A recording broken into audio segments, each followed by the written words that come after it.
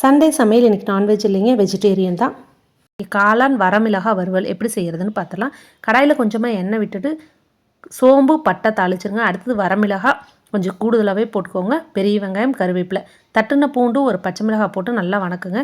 ஒரு பக்கெட் காளானா 2 அரிஞ்சு சேர்த்துக்கோங்க. இந்த மாதிரி இருந்தால் போதும். சின்னதாக இருந்தால் முழுசாகவே சேர்த்துக்கோங்க. தேவையான அளவு உப்பு, மல்லித்தூள், மிளகாய்த்தூள், மஞ்சள் தூள் எல்லாம் சேர்ந்து 1 ஸ்பூன் தான் இருக்கணுங்க. போட்டு எல்லாத்தையும் நல்லா இந்த அளவுக்கு பெரட்டி விட்டுட்டு மூடி போட்டு மூடி வச்சு மறுபடியும் ஓப்பன் பண்ணி ஒரு 1/2 டம்ளர் தண்ணி ஊற்றுங்க. ஊற்றிட்டு நல்லா காளான் வேக விடுங்க. காளான் வெந்து வர்றப்ப அதிலே தண்ணி விட்டு வந்தால் அதை மட்டும் எடுத்துருங்க. எடுத்துட்டு மறுபடியும் மூடி போட்டு வச்சு நல்லா ட்ரை ஆனதுக்கப்புறம் மறுபடியும் நல்லா கிளறி விடுங்க. அடுப்பை சிம்மில் வச்சு 1 நிமிஷம் விட்டுட்டு தேவையான அளவு கருவேப்பிலை, மிளகுத்தூள் தூவி இறக்கிடுங்க. இந்த காளான் வறுவல் ரச சாப்பாடு இல்லை சாம்பார் சாதத்தோடு நல்லாயிருக்கும். இல்லை தக்காளி குழம்பு வச்சு இந்த மாதிரி சாப்பிடுங்க. இதோட வீடியோ அப்லோட் பண்ணியிருக்கேன், பார்த்துக்கோங்க. சேனல் பிடிச்சா சப்ஸ்கிரைப் பண்ணிக்கோங்க. தேங்க்ஸ் ஃபார் வாட்சிங்.